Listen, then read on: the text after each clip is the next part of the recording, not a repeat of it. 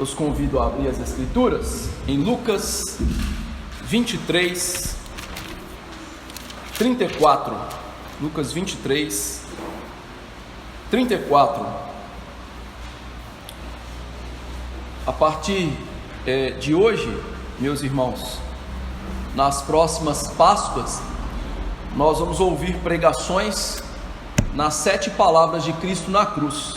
Eu sei que geralmente fazemos isso na sexta-feira, mas na sexta nós não temos atividade na nossa igreja, temos o estudo bíblico na quinta, e na sexta a gente não tem atividade. Então, nas próximas Páscoas nós vamos meditar nestas palavras de Cristo na cruz.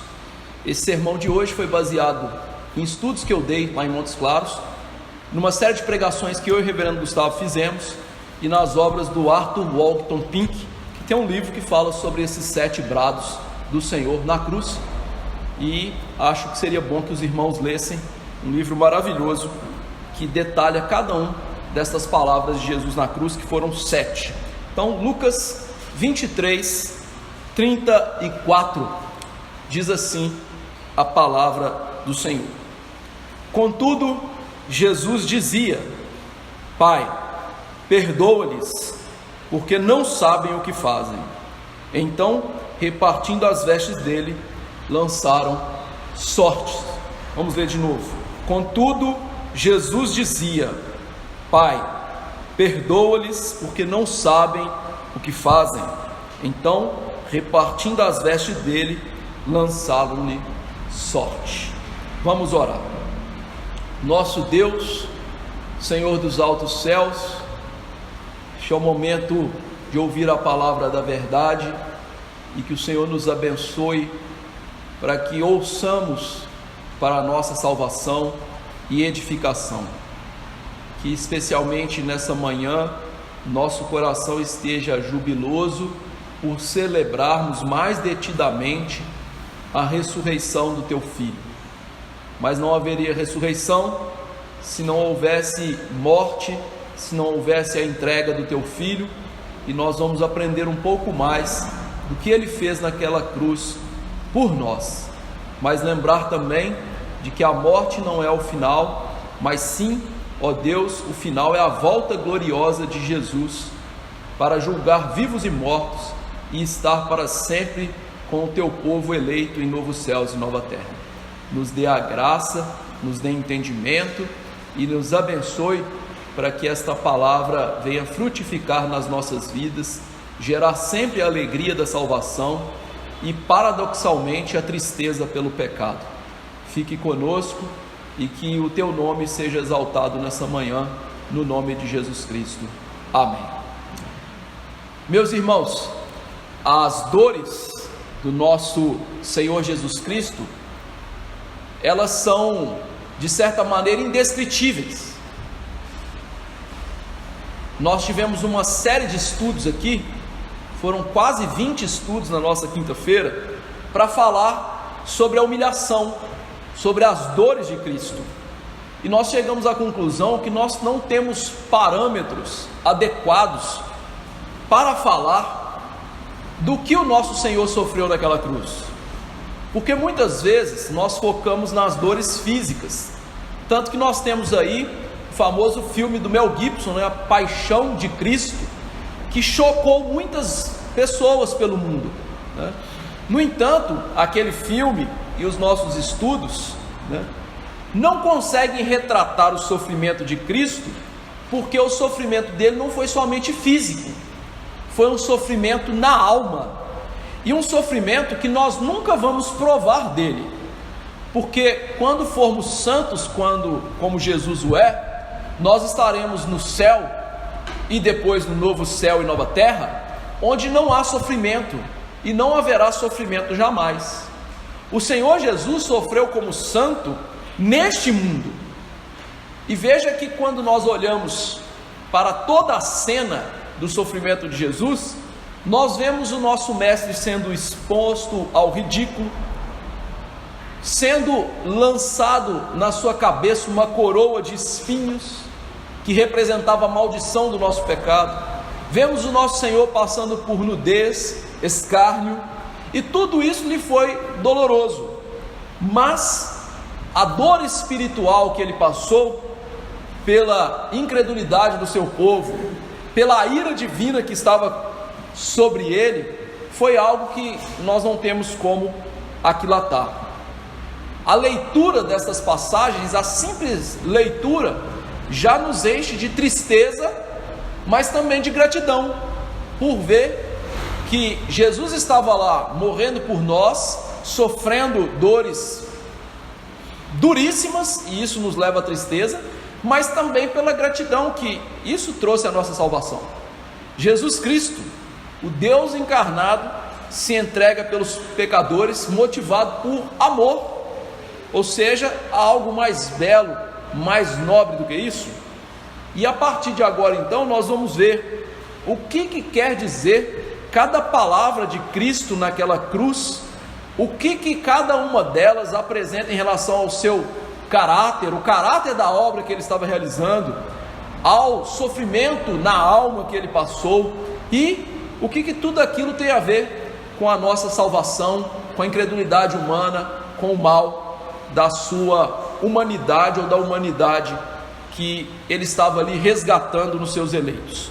Então a primeira palavra que nós vamos ver é chamada de palavra de perdão, porque diz o texto: Pai, perdoa-lhes, porque não sabem o que fazem. O que tem a ver essa palavra de perdão? Nós vamos ver alguns aspectos aqui acerca da palavra de perdão. O primeiro aspecto que nós vamos ver é que a cruz do Calvário é o pior ato humano. Pense bem, aquele que fez ao mundo, ele vem ao mundo e o mundo não o conhece.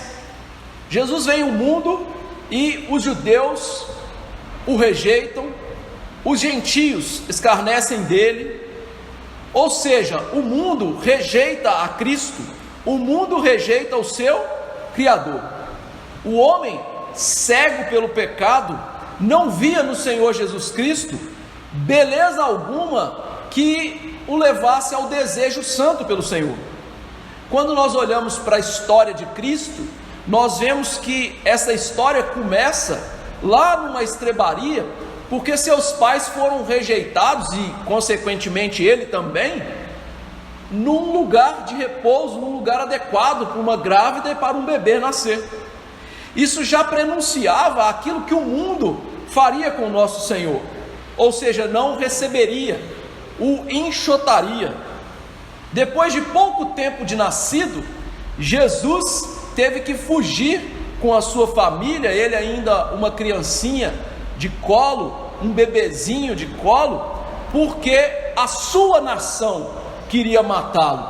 Os seus próprios parentes de sangue, por assim dizer, das tribos de Judá e das demais tribos, queriam matá-lo, ou seja, hostilidade. Mas quando nós chegamos na cruz, nós vemos a maior hostilidade humana em relação ao Senhor. Já desde infante queriam matá-lo, mas agora todo aquele plano infernal das pessoas que o odiavam chega ao seu clímax. E veja que diversas vezes esse plano vai se desenvolvendo ao longo do ministério de Jesus. Nós vimos aqui em Marcos, quando Jesus cura um homem de mão ressequida, os judeus saem dali e querem matá-lo. Quando Jesus ressuscita Lázaro, aqueles homens desejam matar Jesus, e não só Jesus, mas também o próprio Lázaro. Veja então que a humanidade odeia Cristo, a humanidade quer matar a Cristo, a humanidade quer fazer o seu pior em relação a Deus. Nós vemos também o seu julgamento nefasto, em que nenhuma pena, nenhuma falta havia sido encontrada nele, e mesmo assim ele é escorraçado, esbofeteado, cuspido, julgado injustamente, arranjam testemunhas falsas para falar contra ele, e quando ele confessa de fato que ele é, eles querem matá-lo.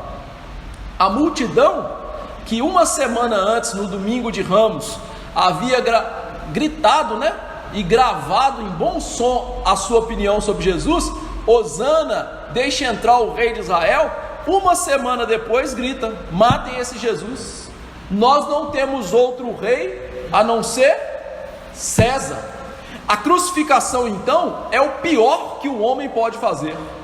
Se o homem já tinha feito algo horrível lá no Éden, negando o Senhor, desejando as obras do diabo, agora o homem desce ainda mais o nível, porque agora o homem não é somente rebelde em relação ao Senhor, ele quer matar o próprio Senhor. E é interessante que diante desse cenário, Jesus está em silêncio, e agora Jesus quebra o silêncio. E aí você pode pensar: se fosse eu, o que eu faria nessa situação?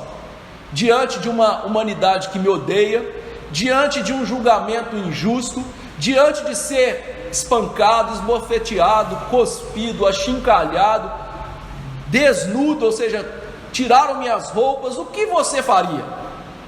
Jesus, quando quebra em silêncio, ele não está amaldiçoando os inimigos, ele está orando. E veja, meus irmãos, como é significante o que Jesus faz, porque todo o ministério de Jesus foi um ministério de oração.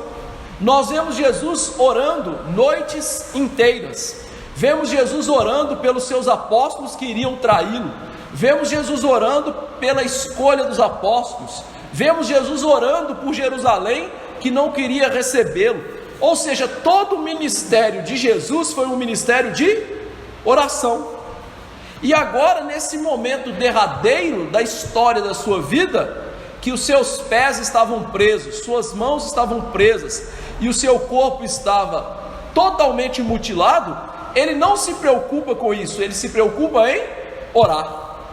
Mas veja que não é qualquer oração, é uma oração pelos seus inimigos, é oração pelos seus executores, é oração por aqueles que estão blasfemando, xingando, fazendo mal em relação a ele. E que exemplo maravilhoso nós temos aqui, exemplo daquilo que Jesus mesmo havia ensinado no Sermão do Monte, havia ensinado para aquelas pessoas orarem pelos seus inimigos. E neste momento derradeiro da história, Jesus está fazendo exatamente aquilo que ele estava ensinando e vivendo, orando pelos seus inimigos. E meus irmãos, quando nós olhamos para isso, nós devemos sentir uma vergonha tremenda em relação à nossa vida de oração.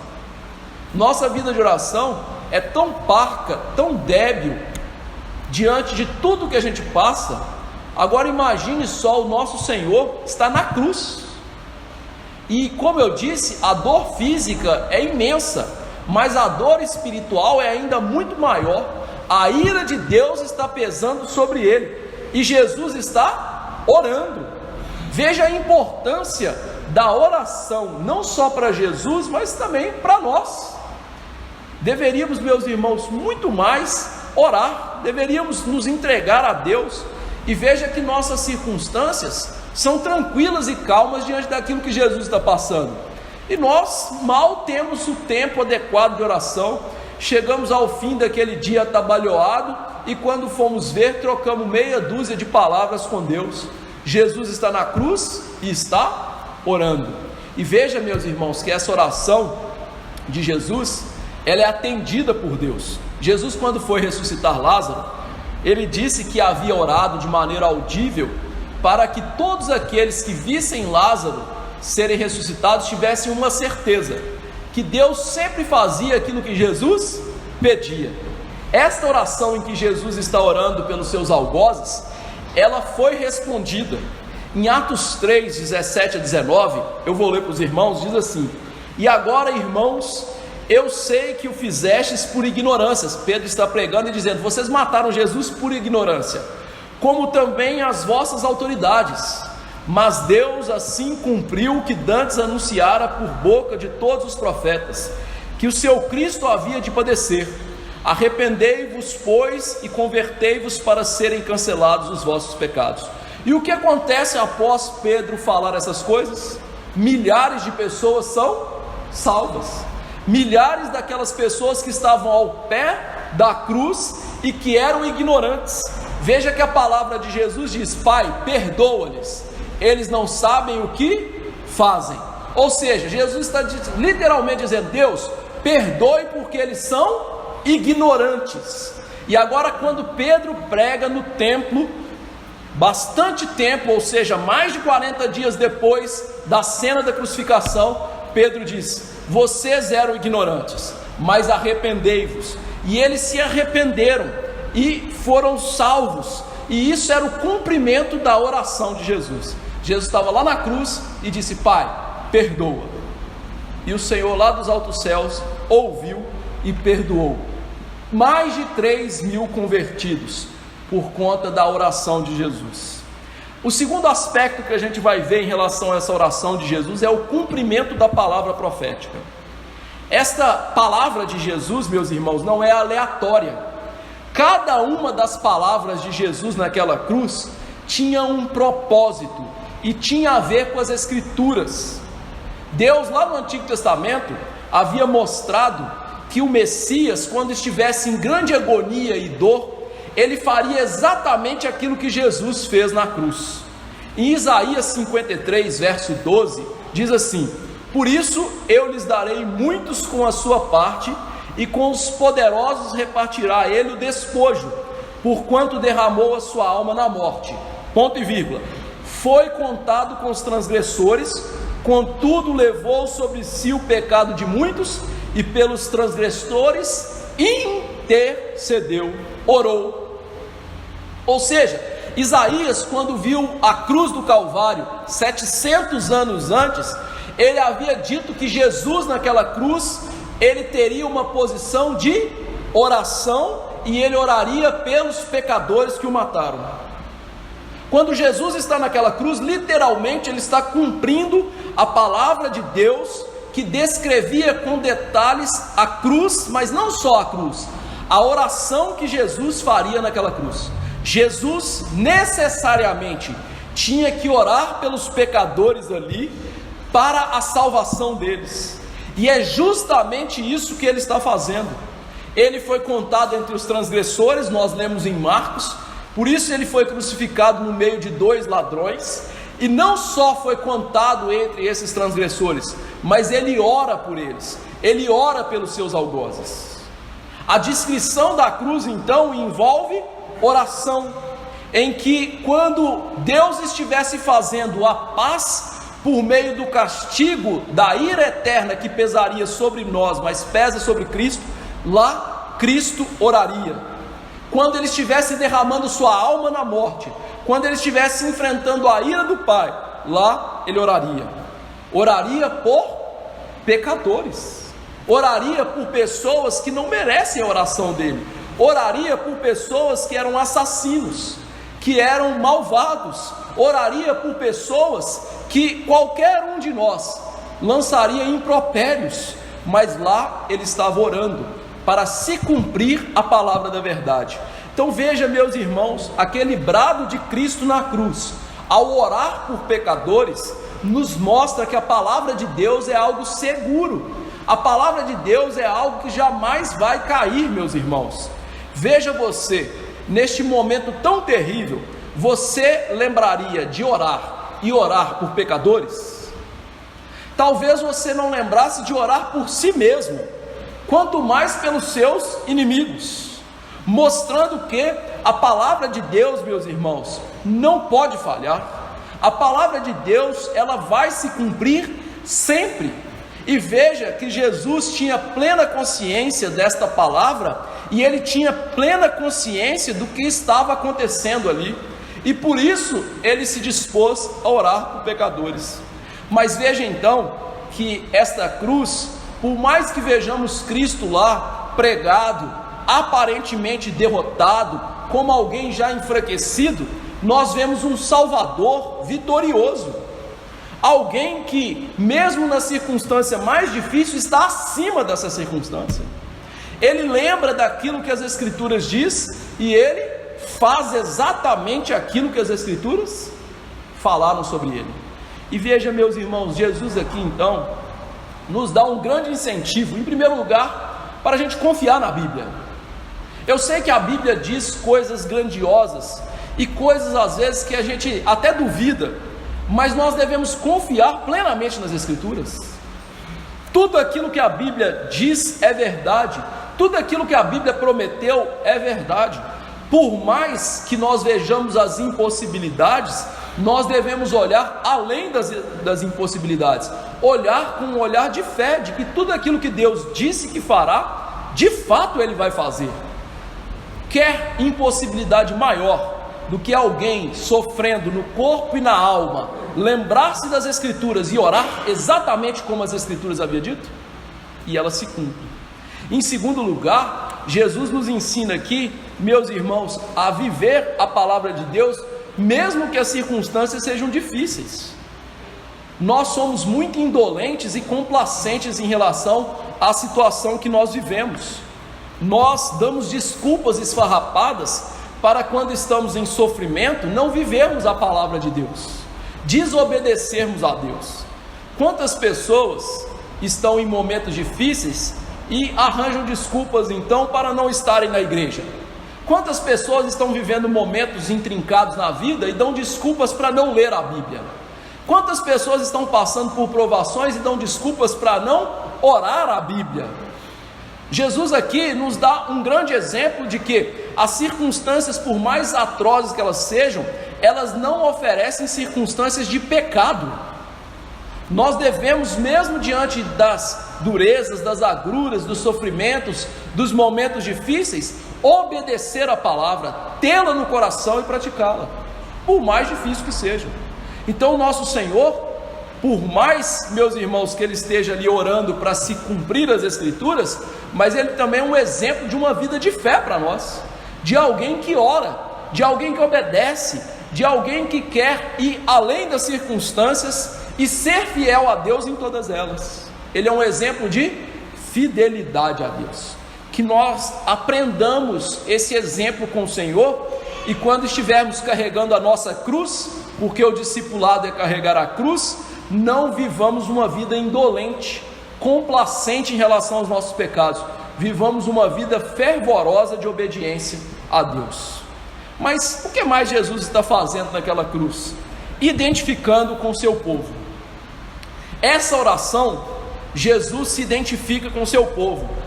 Você deve se lembrar, nas nossas exposições de Marcos, que Jesus, quando foi batizado, Ele foi batizado para receber a unção para o seu ministério, mas também Ele foi lá identificar-se com o seu povo pecador. Jesus, por diversos momentos no seu ministério, Ele identifica-se com o seu povo pecador, mas agora, de fato, Ele está se identificando ainda mais. Você deve perceber uma coisa interessante nessa oração, porque em nenhum lugar do ministério público de Jesus, Ele pede para que Deus perdoe pecado de pessoas. Já percebeu isso? Nos outros lugares onde há perdão de pecado, o próprio Senhor Jesus Cristo perdoa o pecado das pessoas. Nós vemos isso na cura daquele paralítico. Filho, estão perdoados os seus pecados. A pergunta é, por que então agora na cruz, Jesus, em vez de olhar para aquelas pessoas e falar assim, eu perdoo o pecado de vocês, Ele ora para isso? Há uma mudança de atitude, porque havia ali, meus irmãos, uma identificação de Cristo com os pecadores. Lembre-se, Jesus está na cruz para perdoar os pecados dos eleitos. Jesus está na cruz levando a maldição e os pecados do povo. Por isso, Ele é contado entre os pecadores. E, contado entre os pecadores, Ele faz aquilo que os pecadores fazem: pede perdão pelos pecados deles. Lembre-se que Jesus nos ensina a orar, dizendo, Pai, perdoa as nossas dívidas, assim como nós perdoamos os nossos ofensores. Jesus ali está pedindo perdão por aqueles pecadores. Ele então aqui, ao cumprir a profecia, Ele também identifica-se com essas pessoas, porque agora Ele foi feito pecado por elas. Aquele santo homem, aquele santo Deus que está ali, com sua autoridade para perdoar, agora está ali pedindo a Deus por causa da sua identificação com os pecadores, que Deus perdoe o pecado daquele povo. E é interessante, meus irmãos, que Jesus está ali agora, então, de fato, não se tornando um pecador, mas levando o pecado sobre ele. Nós lemos em 2 Coríntios 5:21, que aquele que não conheceu o pecado foi feito pecado por nós, foi feito maldito por nós. Ou seja, pesa sobre Jesus aquilo que pesava sobre todo homem, a maldição do pecado. Não é, sem qualquer sombra de dúvida, à toa que a sua coroa não fosse uma coroa de glória naquele momento, a sua coroa fosse uma coroa de espinhos. Você deve se lembrar, meus irmãos, que lá no Éden, quando Deus proferiu a maldição sobre Adão como representante da humanidade, ele disse que a terra sofreria por causa do representante, e mais do que isso, a terra produziria aquilo que não produzia antes: cardos e abrolhos. Significa o quê? Espinhos. E é por isso que Jesus vai ser coroado com os espinhos. Ele está tomando sobre si a nossa maldição, ele está tomando sobre si a ira de Deus, ou seja, ele está identificando-se como um pecador, mesmo não sendo um pecador. Ele então está se fazendo maldição por nós. Não há identificação mais perfeita do que essa. Ele foi julgado como um pecador, condenado como um pecador, executado como um pecador, sofreu como um pecador, mesmo sem ser pecador, para nos salvar. Essa é a maravilha do que está acontecendo ali. E veja então, meus irmãos, que isso também nos impõe algumas atitudes. Quais atitudes? Práticas. Paulo nos ensina, lá em Gálatas 6, 1-3, que nós devemos carregar as cargas uns dos outros. É verdade que nenhum de nós pode carregar o pecado alheio para perdão, mas nós podemos ajudar os nossos irmãos com os seus pecados. É muito comum na igreja hoje nós temos uma atitude de ofensa em relação ao pecador, de apontar em relação ao pecado das pessoas, de condená-las sumariamente, mas não há uma atitude em que nós identificamos com o pecado das pessoas e as ajudamos. Não é muito comum nós vermos a solidariedade no pecado. E veja, solidariedade no pecado não quer dizer que você vai dar a mão para o outro e pecar junto com ele. Não entenda mal, viu? Solidariedade no pecado que eu quero dizer aqui é ajudar a pessoa em relação ao seu pecado. Isso deveria ser feito porque foi isso que Jesus fez conosco. Se nós queremos viver aquilo que Jesus viveu, nós deveríamos solidarizar mais com os nossos irmãos, identificar os seus pecados, e ao invés de acusá-los, condená-los, colocá-los contra a parede, nós deveríamos fazer o quê? Ajudá-los, carregar as cargas deles. Pecados são difíceis de serem carregados, são dolorosos para a alma, e é por isso que nós deveríamos nos ajudar. Jesus fez isso com perfeição. Jesus nos ajudou de uma maneira que jamais poderemos fazer pelo outro, que ele carregou o pecado para perdão. Mas veja, por que não ajudar os irmãos? Porque ao ver uma falha, nós somos tão rápidos em fofocar, falar mal, acusar, colocar o dedo na pessoa, ao invés de ajudar as pessoas. A Bíblia é muito clara em dizer, que aquele que ajuda a pessoa com o pecado, cobre multidão de pecados. A Bíblia é muito clara em dizer que a pessoa que ajuda o outro nas suas lutas, ele amontoa sobre si brasas vivas. A Bíblia é muito clara em mostrar que nós, irmãos, deveríamos carregar as cargas uns dos outros. Jesus nos ensina aqui nessa cruz a fazer isso, a carregá-las. A pergunta é: qual é o pecado seu que você precisa de ajuda? Qual é o pecado do irmão que ele precisa de ajuda? E por que nós não nos ajudamos mutuamente? Porque é tão mais fácil, acusar, brigar, fofocar, em vez de ajudar.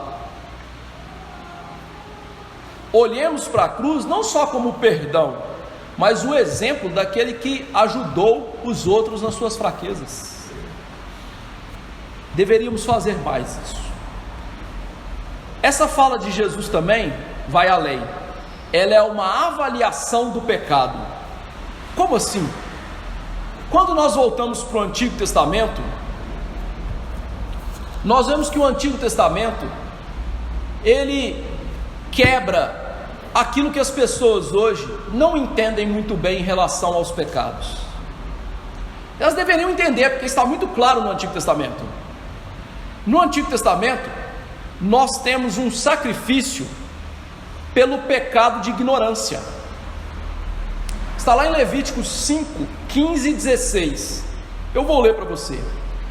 Quando alguém cometer ofensa e pecar por ignorância nas coisas sagradas do Senhor, então trará ao Senhor, por oferta do rebanho, um carneiro sem defeito, conforme a tua avaliação em ciclos de prata, segundo o ciclo do santuário, como oferta pela culpa.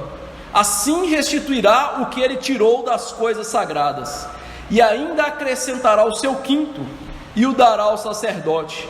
Assim o sacerdote, com o carneiro da oferta pela culpa, fará expiação por ele, e será perdoado o pecado. Em Números 15, 22 a 25, nós temos a repetição desse princípio. Essas duas passagens nos mostram uma realidade.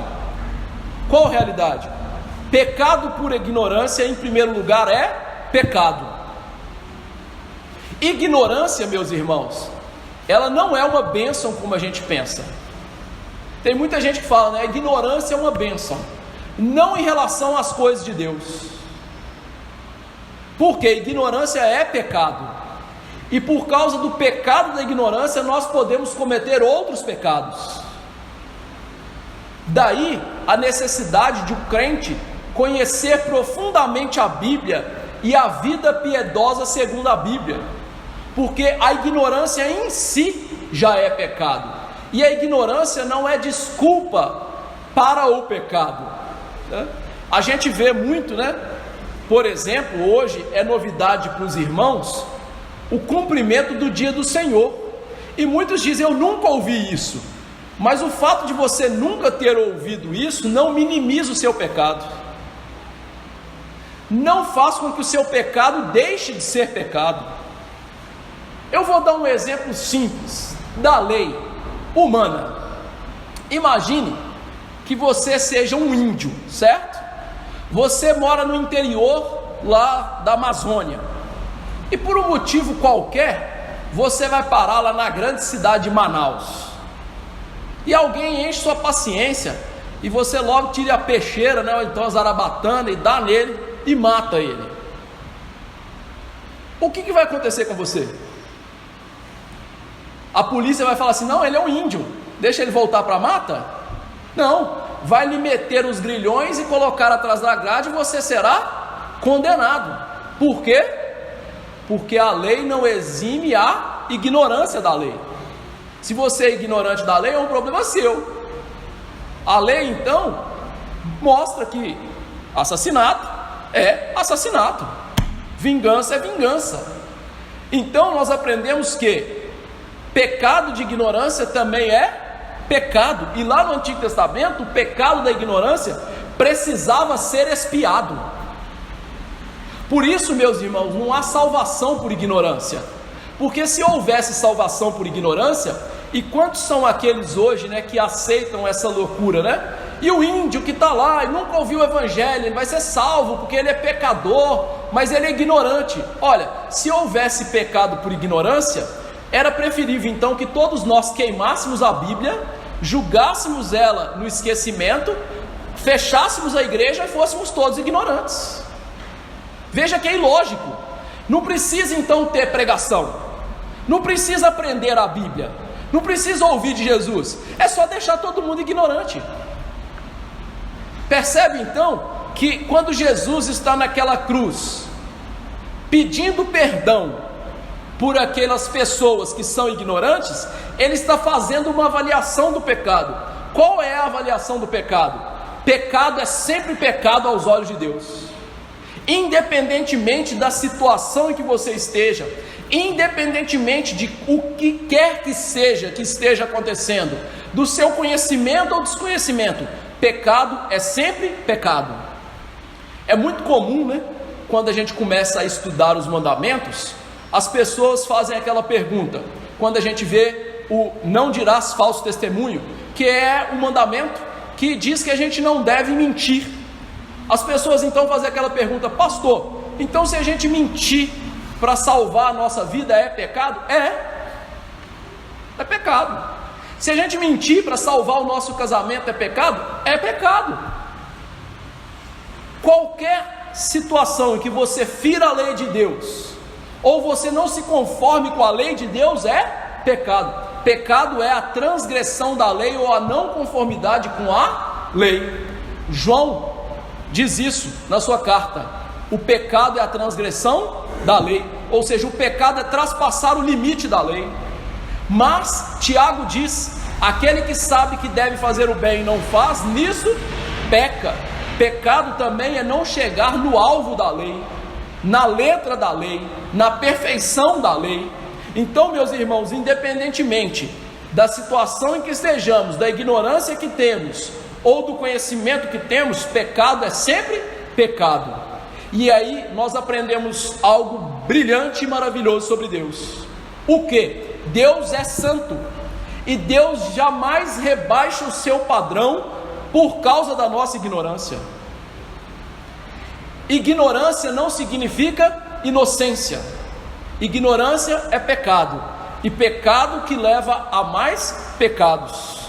Na verdade, então, a ignorância, ela é culposa lá na época de Moisés, e ela é culposa em todos os tempos, e ela sempre será culposa. E quanto mais tivermos da palavra, mais culposa ela é.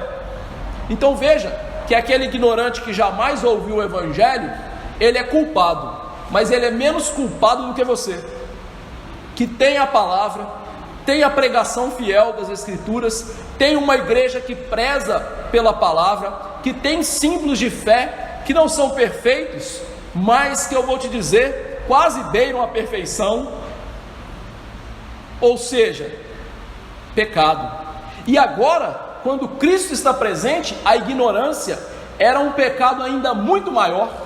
Jesus havia dito que as cidades de Tiro, Sidom, Sodoma, Gomorra não eram tão culpadas quanto as cidades de Betsaida, Corazim, Nazaré, Jerusalém. Quanto mais conhecimento se tem do Evangelho, quanto mais conhecimento se tem de Cristo, maior o pecado se torna. E aqui nós quebramos outro conceito que graçou nas igrejas presbiterianas durante muito tempo, que não existe pecadinho e pecadão. Isso é tão mentiroso quanto o diabo dizer para Eva que ela se tornaria como Deus. Sim, existe pecadinho e pecadão. O próprio Jesus disse para Pilatos: aqueles que me entregaram a ti, maior pecado tem. Davi disse no Salmo 19 que Deus o livrasse, e também no Salmo 51, que Deus o livrasse do grande pecado da soberba. Ou seja, se há grande pecado, há também pequeno pecado, mas isso não minimiza o pecado. Todo pecado é pecado, toda ignorância é um pecado, mas, queridos irmãos, há sim pecados mais graves. E aqui o homem chegou ao máximo possível ali de ver Jesus, o Salvador, o Rei, o Deus encarnado, Criador, sustentador, Salvador, ali, e crucifica ele. São ignorantes, mas é um grande pecado de ignorância, e Jesus deixa isso claro: perdoa, Deus, eles são ignorantes. O padrão de Deus, meus irmãos, é perfeito. E aí eu quero aplicar algumas coisas em relação a esse padrão. Em primeiro lugar, esse padrão é o nosso alvo. Nós temos que ter o alvo de ser perfeitos. Esse é o nosso alvo. Paulo disse que ele buscava esse alvo. Só que o segundo lugar que a gente tem que aprender, esse alvo jamais será alcançado nessa vida. É interessante como que às vezes a gente se julga além do que deveria, achando-se perfeitos. É interessante que há uma denominação inteira que diz que o homem pode ser perfeito nessa vida. São os wesleyanos ou metodistas. Como podem ser tão cegos assim de acreditar que nós, cheios de pecados, podem chegar à perfeição nessa vida?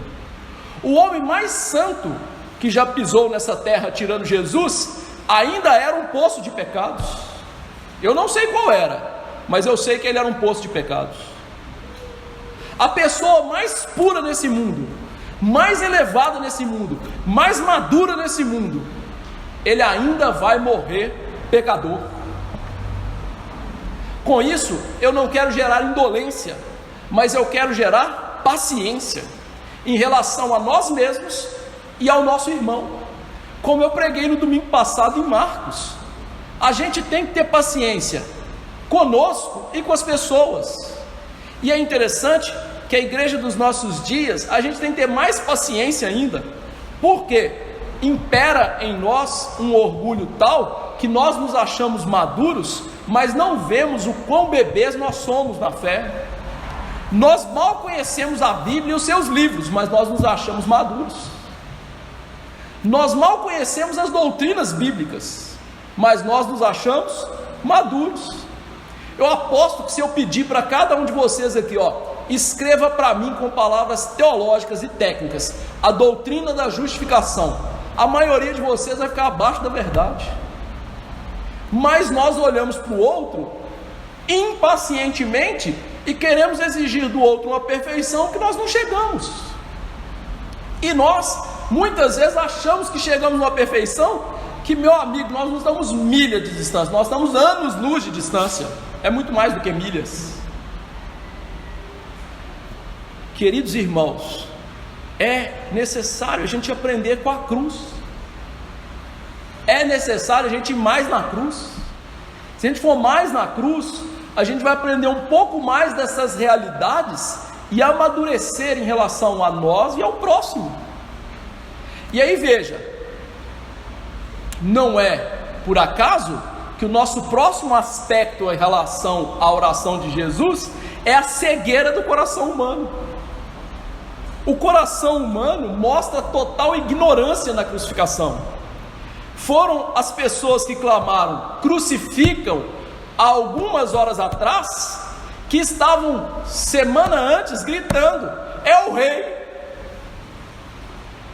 E veja que essas mesmas pessoas estavam de maneira tão hedionda, indo contra Deus, mas contra também um juizado humano, no sentido de que a autoridade humana havia dito, eu não acho nele crime algum por 3 vezes, eu vou soltá-lo.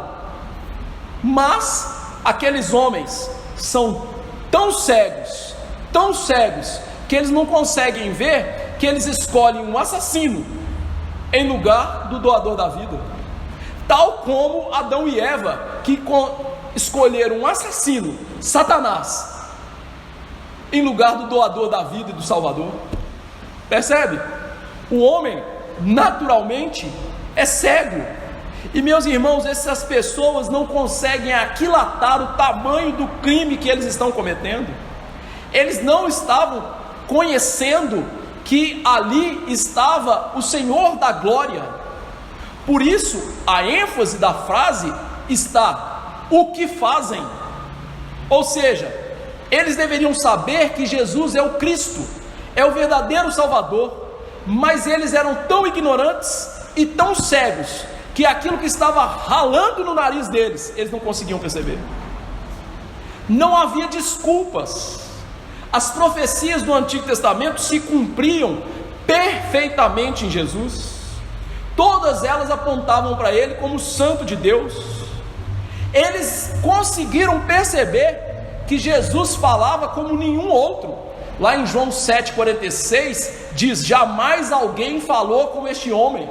Ou seja, eles conseguiam perceber certas coisas bonitas que Jesus fazia e falava, mas não conseguiam perceber quem era Jesus.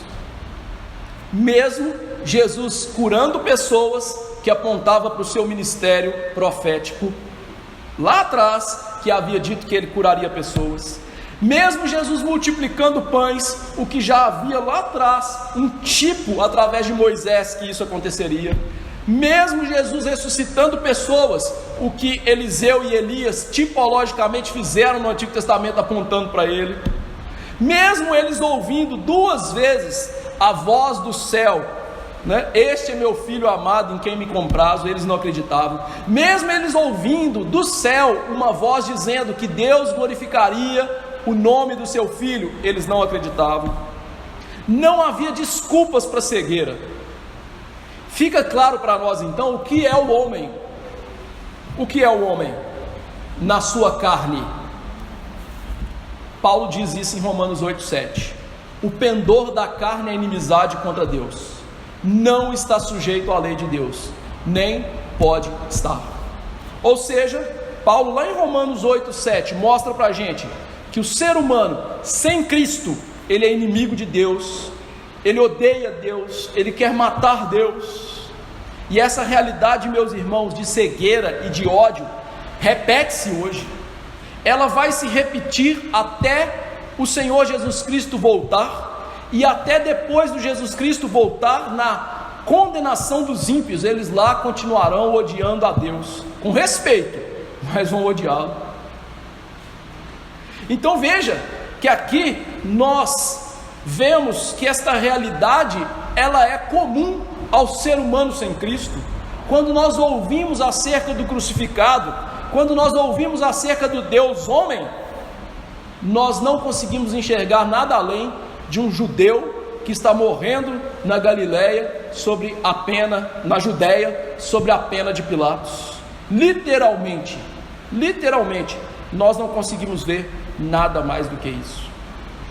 Por isso os pecadores hoje continuam sem saber o que fazem. E aqui nós aprendemos essa lição também. Os homens têm certo que eles sabem o que fazem. Nós sabemos o que fazemos? De maneira nenhuma. Nós precisamos da Bíblia para saber o que fazer. Em nós mesmos, meus irmãos, nos nossos impulsos naturais, no nosso coração, nós somos cegos, nós somos tolos. Se a Bíblia não guiar os nossos passos, nós vamos errar. Por isso Isaías disse em Isaías 8:20: se eles não disserem à luz e ao testemunho, jamais verão a alva. Por isso o salmista lá no Salmo 119, 115 diz que a palavra é lâmpada para os nossos pés, luz para o nosso caminho. Ou seja, é por meio da palavra que nós vamos guiar as nossas vidas, não por meio da nossa cachola, das nossas ideias, do nosso coração. A história de Juízes é a história perfeita da crucificação, com uma diferença. Juízes, a tônica é: não havia rei em Israel, cada um fazia o que havia mais reto no seu coração, cada um fazia o que achava mais reto. Agora a história da crucificação é: há rei em Israel, mas cada um continua fazendo aquilo que acha que é mais reto ao seu coração. E o que é mais reto ao coração deles? Matar Jesus, crucificar o nosso Senhor. Outro aspecto que nós destacamos aqui é o exemplo do próprio ensino de Jesus. Eu sei que eu já palmilhei um pouquinho nessa senda, mas eu gostaria de falar um pouco mais. No Sermão do Monte, Jesus nos ensinou, meus irmãos, a termos atitudes em relação àqueles que nos ofendem, são os nossos inimigos, contrário àquilo que os judeus estavam pensando. Lá no Sermão do Monte, em Mateus 5,44, ele diz: eu porém vos digo, amai os vossos inimigos, orai pelos que vos perseguem. Jesus ensinou literalmente os homens a orar por aqueles que fazem mal a eles, e não persegui-los, não serem vingadores. Então Jesus não somente ensina essa verdade, mas ele encarna essa verdade. Na cruz do Calvário, literalmente aquilo que ele ensinou durante anos de ministério, ele está vivendo, orando por esses homens. E aqui nós aprendemos coisas difíceis, não é mesmo? Porque a Escritura nos ensina a perdoar e orar. Mas veja, a Escritura nos ensina algo além em relação ao perdão. Existe uma condição para o perdão. Você sabia que existe uma condição para o perdão? Jesus mesmo ensinou isso. Acautelai-vos. Se teu irmão pecar contra ti, repreende-o. Se ele arrepender, perdoa-lhe. Se por 7 vezes no dia pecar contra ti, 7 vezes vier ter contigo, dizendo, estou arrependido, perdoa-lhe. Lucas 17, 3 e 4. Qual é a condição do perdão? Arrependimento. Por mais que Jesus estava orando pelo perdão daquelas pessoas, para que elas recebessem o perdão, elas deveriam se entristecer por aquele pecado. É por isso que nós lemos aqui em Atos 3, que Pedro disse, olha, vocês fizeram na ignorância, mas o que vocês têm que fazer agora? Arrepender. Meus irmãos, Deus perdoa pecados, mas Deus não perdoa pecados sem arrependimento. Você jamais vai ter o seu pecado perdoado sem você se arrepender. É o arrependimento que leva ao perdão de pecados. E veja que isso tem a ver com o trato da igreja. Não há perdão para um pecador na igreja sem o arrependimento. O processo de disciplina na igreja mostra que o ofensor tem que se arrepender, tem que mostrar arrependido para então lhe ser perdoados os seus pecados. Nós, meus irmãos, cremos numa graça barata, que nós queremos perdão sem arrependimento, sem confessar o pecado, sem deixar o pecado, sem chorar pelo pecado. Não existe perdão sem arrependimento. Isso é uma impossibilidade. A única cláusula que perdoa pecado sem arrependimento são os infantes que morrem sem essa consciência e são regenerados e salvos, segundo os nossos símbolos de fé. De outra sorte, aqueles que têm consciência, todos eles devem arrepender e serem perdoados os seus pecados. Mas veja, Jesus orou para que eles se arrependessem. Jesus orou para que eles fossem perdoados. Devemos fazer isso por nós. Deus, me ajude a arrepender. E devemos fazer isso pelo outro. Senhor, ajude o fulano a arrepender. Ajude ele a deixar esse pecado. Ajude ele a chorar o pecado e amargar o pecado e deixá-lo. Mas sempre tem que haver arrependimento. Vemos aqui outro aspecto da necessidade do homem, e eu já estou caminhando para o final. O homem claramente precisa de perdão que vem de Deus. Ser uma boa pessoa, entre aspas, cultivar um bom caráter, pagar os seus impostos, trabalhar direito, isso não gera perdão nas nossas vidas. Não importa se a pessoa foi a mais reta que ela pôde ser nessa vida. O fundamento do perdão não é aquilo que a gente faz. O fundamento do perdão é a cruz de Cristo, é o que Cristo fez. E obter esse perdão depende de Deus nos dar uma nova natureza que nos leve à fé e ao arrependimento. E aqui, meus irmãos, nós temos uma grande diferença entre o perdão humano e o perdão divino. O perdão humano é uma questão de complacência. O perdão humano é abrir mão do direito de vingança em relação ao outro.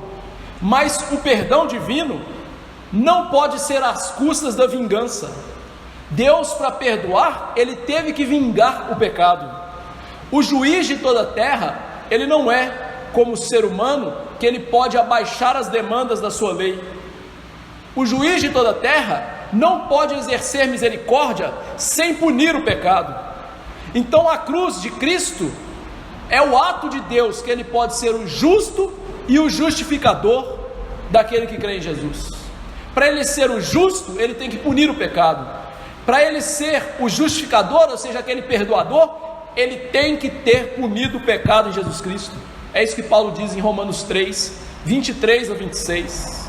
Ou seja, meus irmãos, Deus tem demandas contra o ser humano, Ele precisa punir o ser humano, mas a cruz de Cristo, nós vemos que essa necessidade, ela é suprida em Cristo. A punição cai sobre Jesus. O perdão está em Jesus, e não no que nós fazemos. Por isso, Atos diz: tomai, pois, irmãos, conhecimento de que se vos anuncia remissão de pecados por intermédio deste, Jesus. Por meio dele, todo que nele crê é justificado de todas as coisas das quais vós não pudestes ser justificados pela lei. Ou seja, a pregação é: você não pode ser justo pela lei, você tem que crer naquele que é justo pela lei, e na virtude do seu sangue que foi derramado, você pode então ser perdoado, ter a remissão dos seus pecados. E é isso que devemos entender como perdão verdadeiro. O perdão verdadeiro não é Deus abrir mão da sua justiça, é Deus cumprir a sua justiça em Jesus, para poder nos perdoar. E este, meus irmãos, é o grande dilema do Evangelho. Deus perdoa, mas Deus perdoa punindo o pecado de cada um de nós em Jesus. Aquele que não entendeu isso, não entendeu o Evangelho, não pode ser chamado crente. Perdão não significa não justiça, perdão significa justiça na cruz.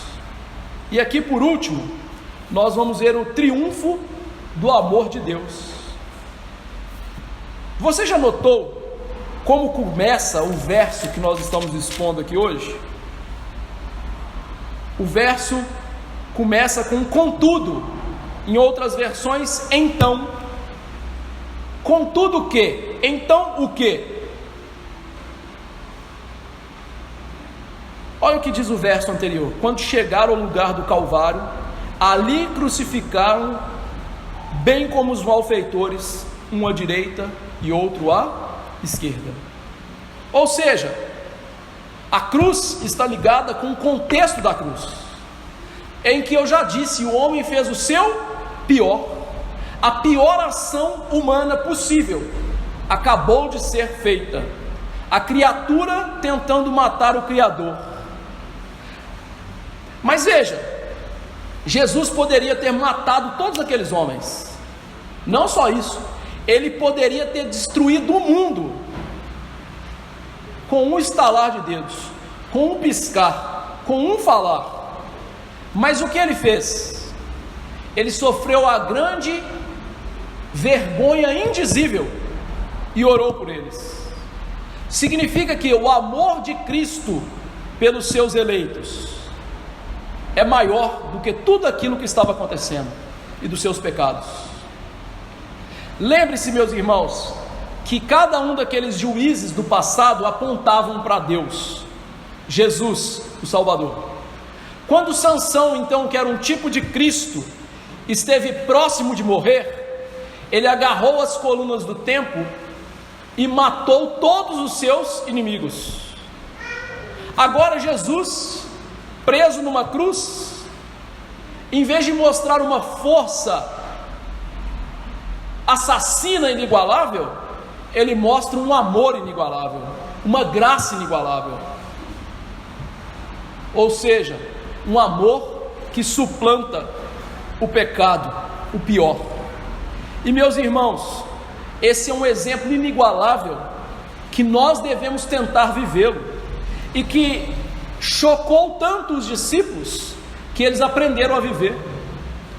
Você se lembra o que aconteceu com Estevão quando ele esteve para ser morto? Lembra? Se você não se lembra, eu vou ler para você. Apedrejavam Estevão, que invocava e dizia: Senhor Jesus, recebe o meu espírito. A mesma coisa que Jesus fez: nas tuas mãos entrego o meu espírito. Mas não para por aí. Então, ajoelhando-se, clamou em alta voz, bradou, igualzinho está no texto grego da cruz, bradou, megafone: Senhor, não lhes imputes esses pecados. Com essas palavras, adormeceu. Ou seja, o amor que suplanta pecados é aprendido pela igreja. Jesus teve o amor que foi além dos pecados.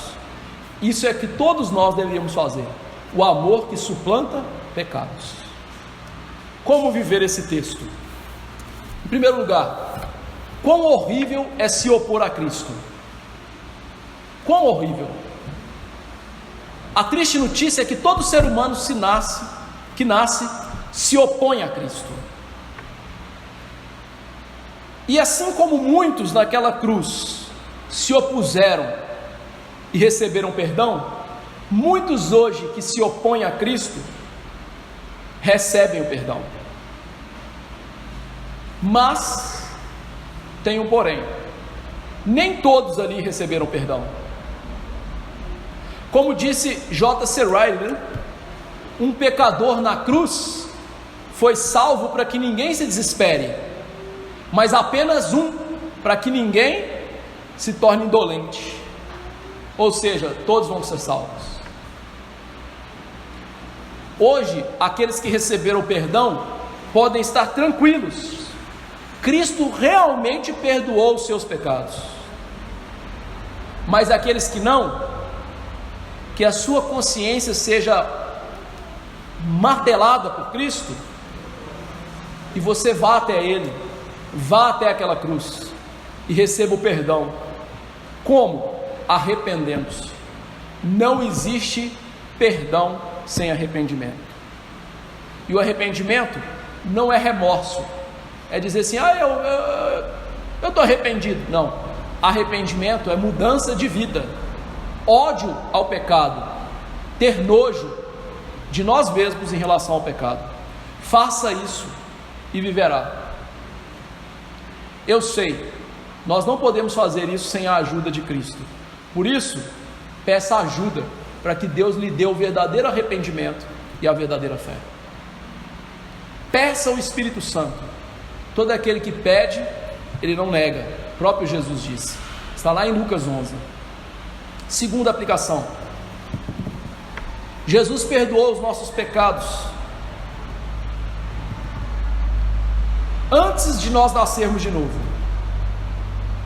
Significa que toda a nossa vida pregressa foi perdoada. Todos. Não importa quão terrível você tenha sido, há perdão em Cristo. Tem gente que se acha, numa falsa humildade, que é ruim demais para Jesus perdoar. Isso é falsa humildade, sabia? Eu sou tão ruim que Jesus não pode me perdoar. Isso é falsa humildade, porque você julga o seu pecado maior do que Jesus, e não há nada tão maior, tão grande, tão poderoso quanto Jesus e sua graça. O pior dos pecadores pode ser perdoado. Então isso nos anima até ir até Jesus. Isso nos anima a chegar lá naquela cruz e saber: onde abundou o pecado, superabundou a graça. E veja que essa oração de Jesus nos anima também. Por quê? O que você acha que Jesus fica fazendo à destra de Deus? Será que Jesus abre uma Coca-Cola, senta no trono lá com os pés para cima e fica olhando o Big Brother da vida? Não. Você quer ver o que Jesus faz para você? Abra comigo aí Hebreus 7, 24 e 25.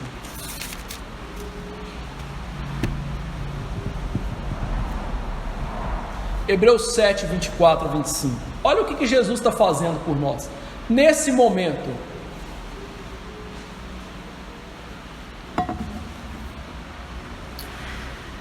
Este, falando de Jesus, no entanto, porque continua para sempre, tem o seu sacerdócio imutável. Jesus é um sacerdote que não muda. Por isso, também pode salvar totalmente os que por ele se chegam a Deus. Então Jesus tem um sacerdócio que não muda, então ele vai salvar completamente aqueles que chegam a ele. Não vai perder a salvação de ninguém. Mas por que isso acontece? Vivendo sempre para interceder por eles. O que Jesus fez na cruz? Intercedeu por pecadores. O que Jesus está fazendo no céu? Intercedendo por pecadores. Graças a Deus. Intercedendo por nós. E é por isso que você não perde sua salvação. Ela não é sua, ela é de Jesus. Ela não está baseada em você, está baseada em Jesus. Nem na sua fé, que é fraquinha, titubeante e falha. Está baseada no Senhor, no que Ele fez e no que Ele continua fazendo. Terceira e última aplicação, já que eu fui aplicando muito durante o sermão. Não obstante a tudo isso, devemos viver uma vida santa para honrar o que foi feito por Jesus. Como? Em primeiro lugar, ensinando esta palavra para aqueles que não receberam o perdão ainda. Esses que não receberam o perdão estão no mesmo lugar que nós já estivemos um dia, debaixo da ira de Deus, ao pé da cruz, como uma multidão que odiava Jesus. Então, não deixe de falar de Jesus para aqueles que estão nessa condição. A tempo e a fora de tempo, fale de Jesus. Fale de Jesus para as pessoas. Segundo lugar, viva a paz e a comunhão com Cristo e consequentemente com Deus. Viva uma vida de comunhão com o Senhor, de falar com Ele todos os dias por meio da oração, de ouvir a sua voz todos os dias por meio das Escrituras. Conviva com Jesus, meu irmão. Veja só, quando a gente convive muito tempo com uma pessoa, a gente não vai pegando os trejeitos daquela pessoa. Às vezes a gente até fala igual aquela pessoa sem perceber, né? Aí alguém olha e fala assim: ué, você está falando igual o ciclano? Não é assim? Se a gente está pouco parecido com Jesus, então significa que a gente está convivendo pouco com Jesus. Vai conviver com Jesus por meio da palavra, da oração, do culto doméstico na sua casa, da devocional na sua vida. Vai conviver com Ele. E aí veja o seguinte: em terceiro lugar, quando você parecer com Jesus, você tiver paz com Jesus, você estiver convivendo com Jesus, os pecados serão mortos na sua vida, aos poucos, aos poucos. Isso é uma realidade que demora. Isso é uma realidade que demora. Dizem que um pastor, para se tornar maduro no seu ministério, precisa de 7 a 10 anos. Um pastor, para se tornar maduro no ministério, precisa de 7 a 10 anos. Já viu quanto que o pastor lê Bíblia e ora? O que dirá um crente para se tornar maduro na sua vida? Mas se esforce e tenha paciência. Mate o seu pecado aos poucos, mas mate o seu pecado. E dentro disso, seja grato, tendo prazer na realidade espiritual de ser um eleito e alguém que é salvo por Deus. Seja grato. Meus irmãos, a gente tem que olhar para a cruz, olhar para a ressurreição de Jesus e ser grato. Nós não merecíamos isso, mas mesmo assim, Jesus nos dá uma palavra de perdão. Bendito o Cordeiro, que lá no céu ora por nós. Perdoa. São ignorantes, Pai, mas perdoa. Que Deus nos dê essa graça. Vamos cear? Vamos nos alimentar de Jesus? Vou chamar aqui o Edmar, que está lá até engravatado, né? Está vestido a caráter para servir a ceia do Senhor. E vou chamar o seu Zé Cláudio para me ajudarem. Zé Cláudio, se tiver com dor aí, pode ficar um com o outro. Tenho orado por ele, por causa da dor renal.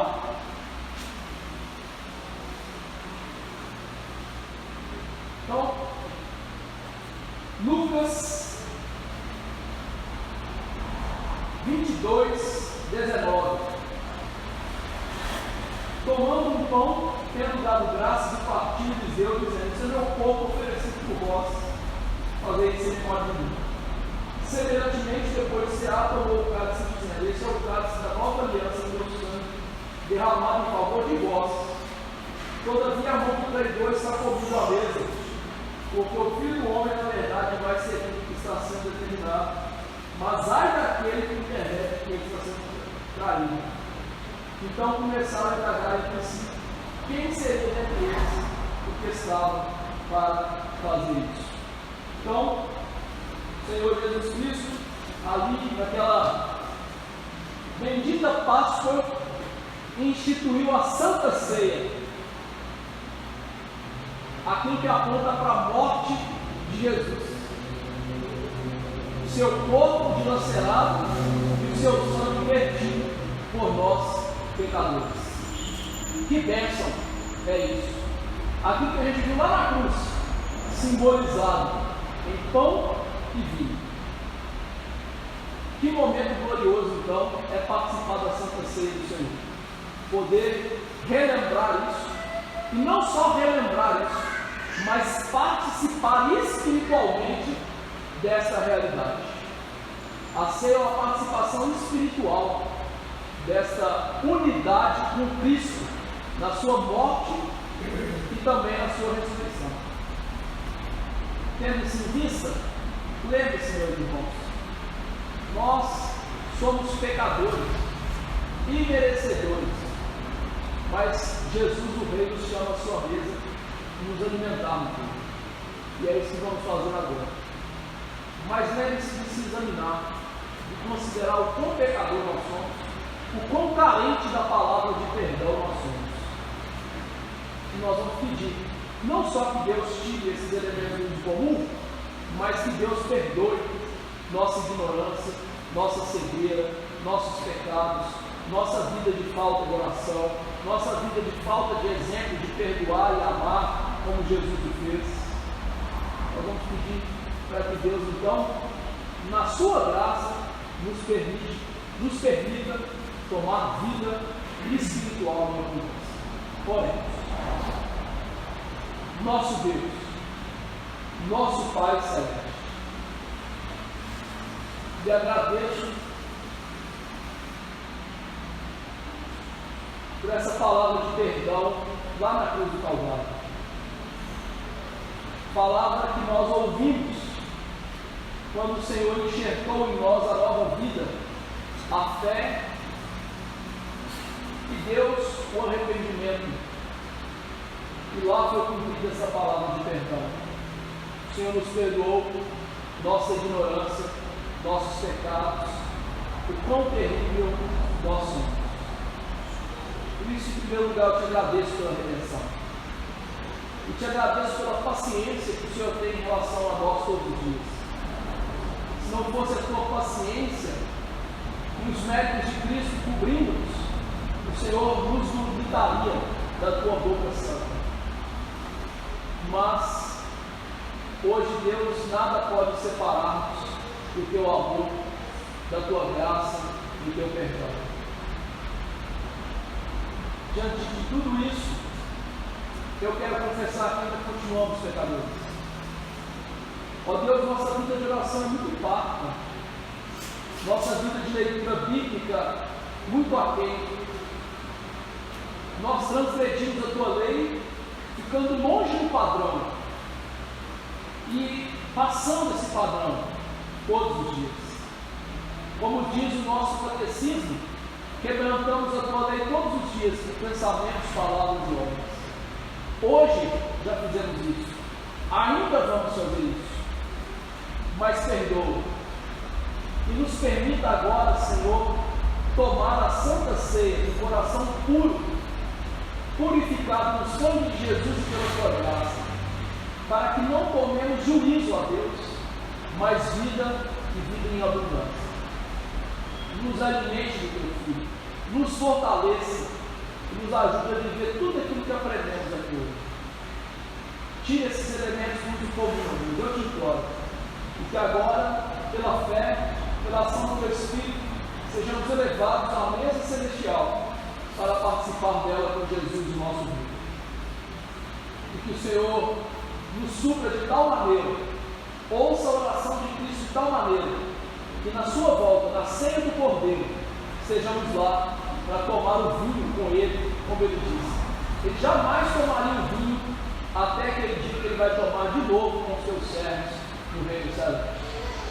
Precioso é este pensamento, que nós assim ansiemos por essa verdade, em nome de Jesus. Amém. Meus irmãos, na noite que nosso Senhor foi traído, ele tomou o pão, tendo dado graças, o partiu e disse: esse é meu corpo, quebrado por vós, fazer isso em memória de mim. Aqueles que participaram da ceia do Senhor, se coloquem de pé para serem distinguidos, facilitando o serviço dos nossos irmãos.